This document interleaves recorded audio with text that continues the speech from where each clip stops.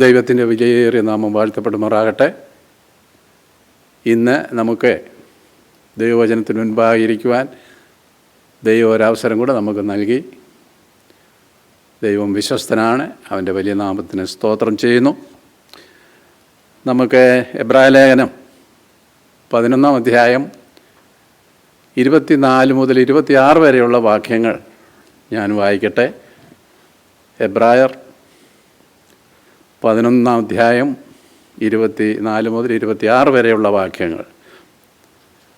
വിശ്വാസത്താൽ മോശ താൻ വളർന്നപ്പോൾ പാപത്തിൻ്റെ തൽക്കാല ഭോഗത്തെക്കാളും ദൈവജനത്തോടുകൂടെ കഷ്ടമനുഭവിക്കുന്നത് തിരഞ്ഞെടുത്തു. പ്രതിഫലം നോക്കിയതുകൊണ്ട് ഫറവോൻ്റെ പുത്രിയുടെ മകൻ എന്ന് വിളിക്കപ്പെടുന്നത് നിരസിക്കുകയും മിസ്രയീമിലെ നിക്ഷേപങ്ങളെക്കാൾ ക്രിസ്തുവിൻ്റെ നിന്ന വലിയ ധനം എന്ന് എണ്ണുകയും ചെയ്തു. വിശ്വാസത്താലുള്ള ജീവിതം എന്തെന്നറിയേണ്ടവരെ മോശയെ നമുക്ക് മാതൃകയാക്കി എടുക്കുവാൻ കഴിയും. എക്സാമ്പിളായിട്ടെടുക്കാം. ഈ എബ്രായലേഖനം 11 അധ്യായം സ്വർണ്ണ ലിപി കൊണ്ട് പ്രിൻ്റ് ചെയ്യേണ്ടവയാണ്. എബ്രായരെ പോലെ തന്നെ ആദിമസഭയും കഷ്ടതയിൽ കൂടെ കടന്നുപോയി. അവരുടെ പാത ഇടുക്കമുള്ളതും ക്രൂശ് വളരെ ഭാരമുള്ളതും ആയിരുന്നു. അവരെ ഡബിൾ വെയിറ്റ് ചുമന്നു. ഹൃദയഭാരമുള്ളവർക്ക് വീഞ്ഞു പോലെ ഈ 11 അധ്യായം ശക്തിദായകമായി ഉന്മേഷം പ്രദാനം ചെയ്യുന്നു. ഇതിലെ വാക്യങ്ങൾ തേൻ കട്ട പോലെ മാധുര്യമുള്ളതാണ്. അതുപോലെ അസ്ഥികൾക്ക് ആരോഗ്യവും ഹൃദയത്തെ സന്തോഷിപ്പിക്കുന്നതും ആകുന്നു. വിശ്വാസത്തിൻ്റെ പ്രവൃത്തി മോശയുടെ ജീവിതത്തിൽ പ്രകടമാകുന്നു. ഇതിന് മുമ്പുള്ള വാക്യങ്ങളിലെ ദൈവമക്കൾ നമുക്ക് നല്ല മാതൃകയാണ്, സംശയമില്ല. ദൈവം നമ്മെ വിളിച്ചത് ഹാബേലിനെ പോലെ അക്ഷരീയമായ യാഗം കഴിക്കേണ്ടതിനോ നോഹയെപ്പോലെ ഒരു പെട്ടകം പണിയേണ്ടതിനോ കൂടാരങ്ങളിൽ പാർത്ത എബ്രഹാം ഇസഹാക്കിനെ യാഗം അർപ്പിച്ചതുപോലെ ചെയ്യുവാനോ അല്ല. എന്നാൽ മോശയുടെ വിശ്വാസത്തെ നാം എന്ത് ചെയ്യണം? അനുകരിക്കണം. ഒന്നാമതായി മോശ ഉപേക്ഷിച്ചതും വിട്ടുകളഞ്ഞതുമായ കാര്യം എന്ത് എന്ന് നമുക്ക് നോക്കാം. 3 കാര്യങ്ങൾ മോശ വിട്ടുകളഞ്ഞു. അവൻ തന്നെത്താൻ ത്യജിച്ചു. തൻ്റെ പദവി അഥവാ റാങ്ക് അവൻ വിട്ടു. ഫറവോൻ്റെ പുത്രിയുടെ മകൻ എന്ന് വിളിക്കപ്പെടുന്നത് അവൻ നിരസിച്ചു. ഫറവോൻ്റെ പുത്രി അവൻ്റെ ജീവൻ രക്ഷിച്ചു. അവൻ ശിശുവായിരുന്നപ്പോൾ അവളുടെ സ്വന്തം മകനെ പോലെ അവനെ ദത്തെടുത്ത് അവന് വിദ്യ നൽകി, അവനെ വിദ്യ അഭ്യസിപ്പിച്ചു. അവൾ ഫറവോൻ്റെ ഏക പുത്രിയായിരുന്നു എന്ന് നമുക്കറിയാം. ഒരു ദിവസം ഈജിപ്തിൻ്റെ ഭരണാധികാരിയാകാമായിരുന്നു മോശയ്ക്ക്. ആ നിലയിൽ അവന് മഹാനായി തീരുവാൻ കഴിയുമായിരുന്നു. പദവിയിൽ, ശക്തിയിൽ, അതുപോലെ സ്ഥാനമാനങ്ങളിൽ എല്ലാം അവൻ്റെ പ്രഭാവം അത് ഉന്നതമായി തീരുമായിരുന്നു. അനേകരും ഇതൊക്കെ ആഗ്രഹിക്കുന്നവരാണ്, അതിനുവേണ്ടി മത്സരിക്കുന്നവരാണ്. മോശ അതിസൗമ്യനായിരുന്നു എന്ന് നമ്മൾ വായിക്കുന്നുണ്ട്. മിസ്രയീമിലെ സകല ജ്ഞാനവും ഉണ്ടായിരുന്നെങ്കിലും ഒരു ശിശുവിനുള്ള വിശ്വാസം മോശയ്ക്കുണ്ടായിരുന്നു. മോശ വിക്കുള്ള നാവുള്ളവനായിരുന്നു. എങ്കിലും ദൈവത്തിൻ്റെ നാവായി അവൻ നിലകൊണ്ടു. അവൻ ന്യായപ്രമാണം ദൈവത്തിൽ നിന്ന് വാങ്ങിത്തന്നു, എങ്കിലും കൃപയ്ക്ക് വേണ്ടി വഴിയൊരുക്കിയവനാണ്. ആരും അറിയാതെ പിസ്ഗാ മലയുടെ മുകളിൽ മരിച്ച് അടക്കപ്പെട്ടു. എങ്കിലും മറുരൂപമലയിൽ മോശ പ്രത്യക്ഷനായി എന്ന് നമ്മൾ വായിക്കുന്നുണ്ട്. രണ്ടാമത്തെ കാര്യം, അവൻ ലോകസുഖം ത്യജിച്ചു. അവൻ്റെ അഭീഷ്ടത്തെ പ്രീതി വരുത്തുന്ന വിഷയാസക്തി, വിജ്ഞേയമായ ആഗ്രഹം, സാമൂഹ്യമായ താല്പര്യം എല്ലാം മോശ വിട്ടുകളഞ്ഞു. അക്കാലത്ത് ചിത്രപ്പണിയിൽ വളരെ സമർത്ഥരായവർ മിസ്രൈമിലുണ്ടായിരുന്നു. മോശ ജഡമോഹം, കൺമോഹം, ജീവനത്തിൻ്റെ പ്രതാപം ഇതൊന്നും മോശയെ സ്പർശിച്ചില്ല. ഒരു സ്കൂൾ ബോയ് അവന് വെക്കേഷൻ കിട്ടുമ്പോൾ എന്തു ചെയ്യും? പ്ലഷർ ആൻഡ് എൻജോയ്മെൻറ്റിന് വേണ്ടി അവൻ സമയം ചെലവഴിക്കും. ഒരു പാവപ്പെട്ടവൻ്റെ ആശ എന്താണ്? ഭാവിയിൽ അവനെ അടിപൊളിയായി ജീവിക്കാൻ കഴിയും എന്ന് അവനെ എപ്പോഴും ഒരാശ ഭരിച്ചുകൊണ്ടിരിക്കും. എന്നാൽ മോശ ഇതെല്ലാം മുഖം തിരിച്ചു കളഞ്ഞു. മൂന്നാമതായി, സമ്പത്ത് അവൻ ത്യജിച്ചു. നമ്മൾ വായിക്കുന്നത്, മിസ്രൈമിലെ നിക്ഷേപങ്ങളെക്കാൾ ക്രിസ്തുവിൻ്റെ നിന്ന അവൻ വലിയ ധനമെന്നെണ്ണി എന്ന് നമ്മൾ വായിക്കുന്നുണ്ട്. മോശയ്ക്ക് ലഭിക്കാമായിരുന്ന അതിരില്ലാത്ത ബൗണ്ട്ലെസ് വെൽത്ത്, അതാണ് അത് സൂചിപ്പിക്കുന്നത്. ലോകം വിലമതിക്കുന്നത് വളരെയധികം സമ്പത്ത് വലിയ ഭാഗ്യം ആണെന്നാണ്. ഈജിപ്തിൻ്റെ അന്നത്തെ ധനം, അതിൻ്റെ തെളിവാണ് ഇന്ന് കാണുന്ന വലിയ പിരമിഡുകൾ, അതുപോലെ തന്നെ ഓബെലിസ്ക്, സ്മാരകശിലകൾ.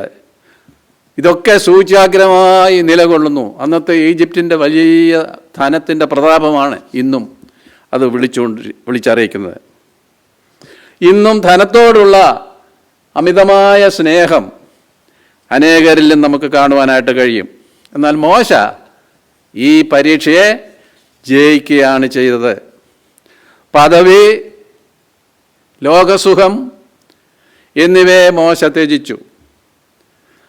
മോശയ്ക്ക് 40 വയസ്സ് പ്രായം, ജീവിതത്തിൻ്റെ പ്രൈം ഓഫ് ലൈഫ്, പ്രമുഖമായ സമയമാണത്. അപ്പോസ്തല പ്രവൃത്തി 7:22 ലൂക്കോസ് എഴുതിയിരിക്കുന്നത്, മോശ മിസ്രൈമ്യരുടെ സകല ജ്ഞാനവും അഭ്യസിച്ചു, വാക്കിലും പ്രവൃത്തിയിലും സമർത്ഥനായിരുന്നു. മോശയുടെ തെരഞ്ഞെടുപ്പ് എന്തായിരുന്നു എന്ന് നമുക്കിനി നോക്കാം. മോശ ത്യജിച്ചവയേക്കാൾ അത്ഭുതകരമാണ് അവൻ്റെ തെരഞ്ഞെടുപ്പ്. 3 കാര്യങ്ങൾ അവൻ തിരഞ്ഞെടുത്തു. ഒന്നാമത്, കഷ്ടത അല്ലെങ്കിൽ സഫറിങ്, ക്ലേശം, അഫ്ലിക്ഷൻ. ഒന്നാമത് അവൻ അത് തിരഞ്ഞെടുത്തു. ഫറവോന്റെ കൊട്ടാരത്തിലെ എല്ലാ സുഖങ്ങളെക്കാളും ദൈവജനത്തോടുകൂടെ കഷ്ടം അനുഭവിക്കുന്നതാണ് മോശ തിരഞ്ഞെടുത്തത്. അവരെ അടിമകളും പീഡിതരുമായ ജനമായിരുന്നു മിസ്രൈമിൽ. ഉദ്ദീപിപ്പിക്കുന്ന വെറുക്കപ്പെട്ടതായ ജനം, ഹേറ്റഡായിരുന്നു. മോശയ്ക്ക് ലഭിക്കാമായിരുന്നത് എന്തുവാ? ഇത് തിരഞ്ഞെടുത്തതുകൊണ്ട് പരിശോധനകളെ, വേദനകളെ, ഇല്ലായ്മ, ദാരിദ്ര്യം, നിരാശ, ഉത്കണ്ഠ, ഒരു പക്ഷെങ്കിൽ മരണവും മോശയ്ക്ക് ലഭിക്കാമായിരുന്നു. നമുക്ക് രോഗമോ ദുഃഖമോ വരാൻ സാധ്യതയുണ്ട് എന്നറിയുമ്പോൾ നാം ഭയചകിതരാകും. പലപ്പോഴും നാം ഉത്കണ്ഠാകുലരായി പോകും. തനിക്ക് വരുവാൻ പോകുന്ന കഷ്ടതയുടെ കയ്പ് നിറഞ്ഞ ആ പാനപാത്രം മോശ ദൂരവേ കണ്ടു. എങ്കിലും മോശ അത് തിരഞ്ഞെടുത്തു. ത്യജിക്കപ്പെട്ട ജനത്തോടുകൂടെ ആയിരിക്കുന്നതാണ് താൻ തിരഞ്ഞെടുത്തത്. കൂടാതെ അവജ്ഞയും നിന്ദയും തൻ്റെ അവകാശമായി താൻ കണ്ടു. അവൻ്റെ പ്രവർത്തന പദ്ധതിയിലേക്ക് ആരും അവനെ നിർബന്ധിച്ചില്ല. സ്വന്തം ഇഷ്ടത്താൽ വോളണ്ടറിലി മോശ അതെല്ലാം തിരഞ്ഞെടുക്കുകയാണ് ചെയ്തത്.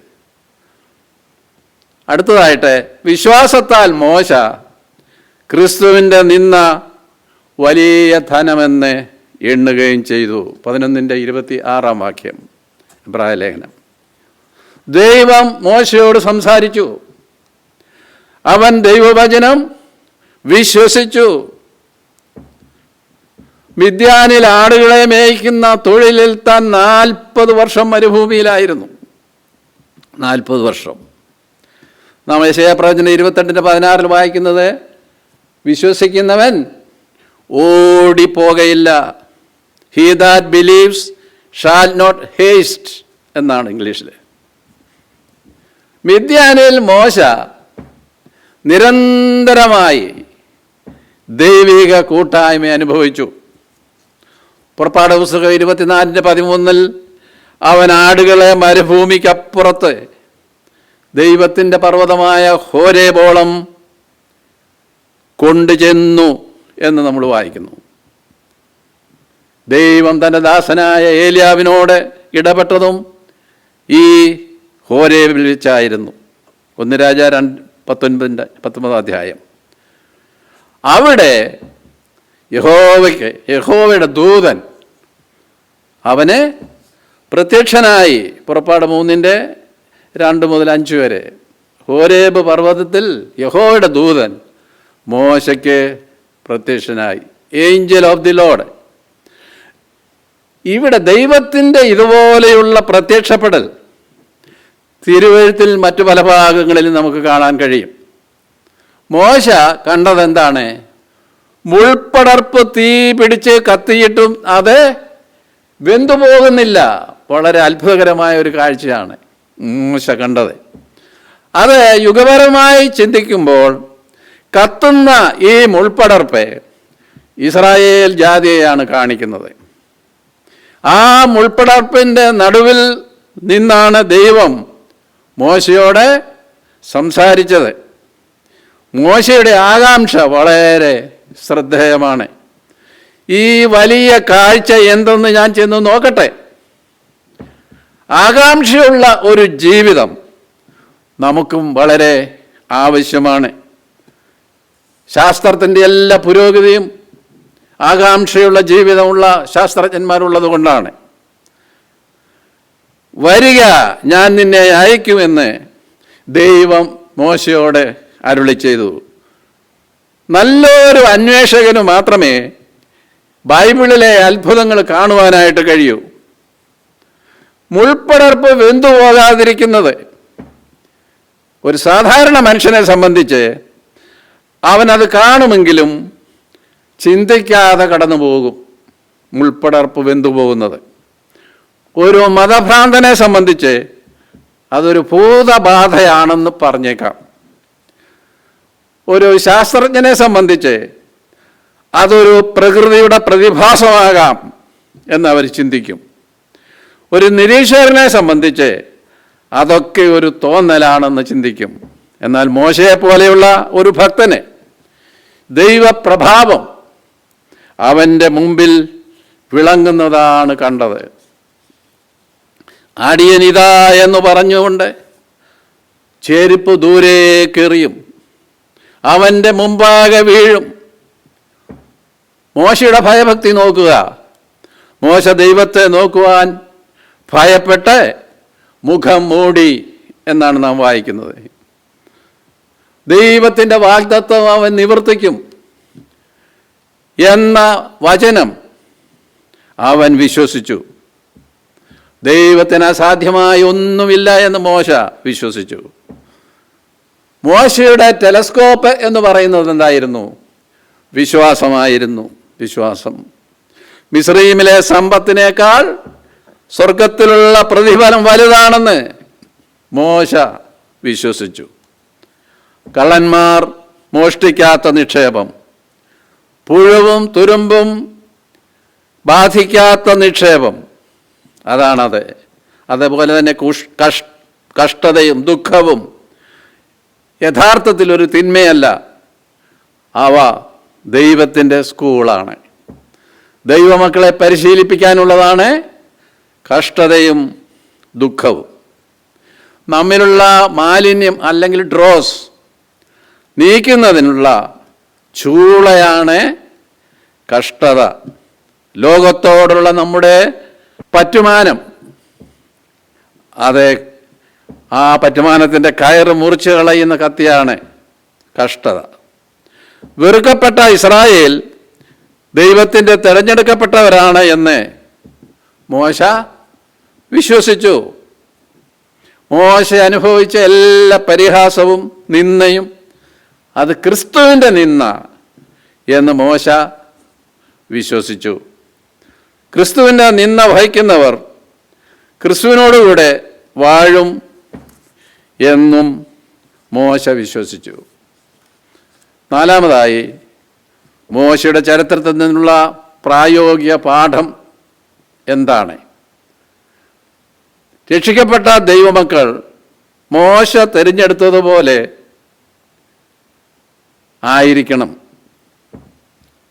വചനാനുസരണം ജീവിക്കുവാൻ നാം ആഗ്രഹിക്കുന്നുവെങ്കിൽ വിഷമതകൾ സഹിക്കുവാൻ നാം സന്നദ്ധരായിരിക്കണം. ദൈവത്തെയും മാമോനെയും സേവിക്കരുത്. പ്രവാഹം, സ്ട്രീംസ് വളരെ ശക്തിയേറിയതാകുന്നു. ആകയാൽ നാം അതിനെ പ്രതിരോധിക്കണം. പാത ഇടുക്കവും സ്റ്റീപ്പായിട്ടുള്ളതും ചെങ്കുത്തായതും തന്നെ. നാം ലൂക്കോസിൻ്റെ സുവിശേഷം 14-ാം അധ്യായം 27-ാം വാക്യത്തിൽ ഇങ്ങനെ വായിക്കുന്നു: ഏറിയ പുരുഷാരം കർത്താവിനോടുകൂടെ പോകുമ്പോൾ അവൻ തിരിഞ്ഞ് അവരോട് പറഞ്ഞത്, എൻ്റെ അടുക്കൽ വരികയും അപ്പനെയും അമ്മയെയും ഭാര്യയെയും മക്കളെയും സഹോദരന്മാരെയും സഹോദരികളെയും സ്വന്തം ജീവനെയും കൂടെ പയക്കാതിരിക്കുകയും ചെയ്യുന്നവനെ എൻ്റെ ശിഷ്യനായിരിക്കുവാൻ കഴിയുകയില്ല. അനേകരും മഹത്വം ആഗ്രഹിക്കുന്നു, എങ്കിലും കൃപ ദൈവത്തോട് ചോദിക്കുന്നില്ല. അവർക്ക് ലഭിക്കുന്ന വേതനത്തിൽ സന്തോഷിക്കുന്നു, വേജസിൽ അവർക്ക് സന്തോഷമുണ്ട്. എങ്കിലും ജോലിയിൽ പിറുപിറുപ്പും അസന്തുഷ്ടിയുമാണ് അവർക്കുള്ളത്. കൊയ്ത്തിൽ സന്തോഷിക്കുന്നു, എന്നാൽ വിതയിൽ അലസത കാണിക്കും. യുദ്ധം ചെയ്യാതെ പ്രതിഫലം അവർ ആഗ്രഹിക്കുന്നു. ജോൺ ബനിയൻ ഒരിക്കൽ ഇങ്ങനെ പറഞ്ഞു: ആദ്യം കയ്പും പിന്നെ മധുരവും. ക്രൂശില്ലെങ്കിൽ കിരീടവുമില്ല. നാം എബ്രായർ 11:6 വായിക്കുന്നത്, വിശ്വാസം കൂടാതെ ദൈവത്തെ പ്രസാദിപ്പിക്കുവാൻ കഴിയുന്നതല്ല. നാം ദൈവ വാഗ്ദത്തങ്ങളിൽ വിശ്വസിക്കണം. അറിവ്, നല്ല സഖിത്വം, തോന്നൽ, ഇവയൊക്കെ അല്പം പ്രയോജനം ചെയ്യും. എന്നാൽ അവയുടെയൊക്കെ ഫലങ്ങൾ നിലനിൽക്കുന്നതല്ല.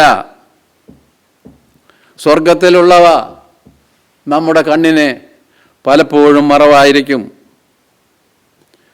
എന്നാൽ ഭൂമിയിൽ നമുക്ക് കാണാവുന്ന അല്ലെങ്കിൽ ദൃഷ്ടിഗോചരമായവയേക്കാൾ 100 മടങ്ങും നല്ലതാണ് അദൃശ്യമായ കാര്യങ്ങളിൽ, സ്വർഗീയമായ കാര്യങ്ങളിൽ നാം വിശ്വസിക്കുന്നത്. കാണുന്നവരെ സ്തുതിച്ച് പറയുന്നതിനേക്കാൾ നല്ലത് കാണാത്ത ദൈവത്തെ സ്തുതിക്കുന്നതാണ്. ഫിലിപ്പിയർ 4:13 ഒരു വാക്യമുണ്ടല്ലോ: എന്നെ ശക്തനാക്കുന്നവൻ മുഖാന്തരം ഞാൻ സകലത്തിനും മതിയാകുന്നു. നോഹ വിശ്വാസത്താൽ എന്ത് ചെയ്തു? പെട്ടകം പണിതു. അബ്രഹാം എന്ത് ചെയ്തു? കൂടാരത്തിൽ പാർത്തുകൊണ്ട് ദേശം തിരഞ്ഞെടുക്കുവാൻ ലോത്തിന് ആദ്യം അവസരം നൽകി. രൂത്ത് നവോമിയോട് പറ്റിച്ചേർന്നു. സ്വന്തം നാടും ഭവനവും ചാർച്ചക്കാരെയും എല്ലാം അവൾ വിട്ട് നവോമിയുടെ ദൈവത്തെ അവൾ തിരഞ്ഞെടുത്തു. ദാനിയേൽ സിംഹഗുഹ തനിക്കായി ഒരുക്കിയത് കണ്ടുവെങ്കിലും ദിവസം 3 പ്രാവശ്യം തൻ്റെ ബിൽഡിങ്ങിൻ്റെ കിളിവാതിൽ തുറന്ന് യെരുശലേമിന് നേരെ ദാനിയേൽ പ്രാർത്ഥിച്ചു. 3 യുവാക്കന്മാർ എരിയുന്ന തീച്ചൂള മുന്നിൽ കണ്ടു. വിഗ്രഹങ്ങളെ സേവിക്കുന്നത് റിഫ്യൂസ് ചെയ്തു. നമ്മെ സംബന്ധിച്ചിടത്തോളം നാം മോശയെ എക്സാമ്പിളായിട്ട് സ്വീകരിക്കണം, മാതൃകയായിട്ടെടുക്കണം. അവൻ്റെ കാലടികളെ നാം പിന്തുടരണം. ആവർത്തനം 34:10 മോശയെക്കുറിച്ച് എഴുതിയിരിക്കുന്നത്, യഹോവ അഭിമുഖമായി അറിഞ്ഞ മോശയെപ്പോലെ ഒരു പ്രവാചകൻ ഇസ്രായേലിൽ പിന്നെ ഉണ്ടായിട്ടില്ല. മനുഷ്യവർഗത്തിൻ്റെ ആത്മീയ നേതാക്കളിൽ സമുന്നതനാണ് മോശ. നിയമനിർമ്മാതാവ്, യോദ്ധാവ്, പ്രവാചകൻ എന്നീ നിലകളിൽ മോശ പരിലസിക്കുന്നു. മോശ പഴയ നിയമത്തിൻ്റെ മധ്യസ്ഥനാകുന്നു. ദൈവിക ശുശ്രൂഷയ്ക്ക് മോശയ്ക്ക് മിസ്രൈമിൽ നിന്ന് ലഭിച്ച വിദ്യാഭ്യാസവും ബുദ്ധിയും ജ്ഞാനവും അറിവും ഒന്നും പോരാ. പിന്നെന്ത് വേണം?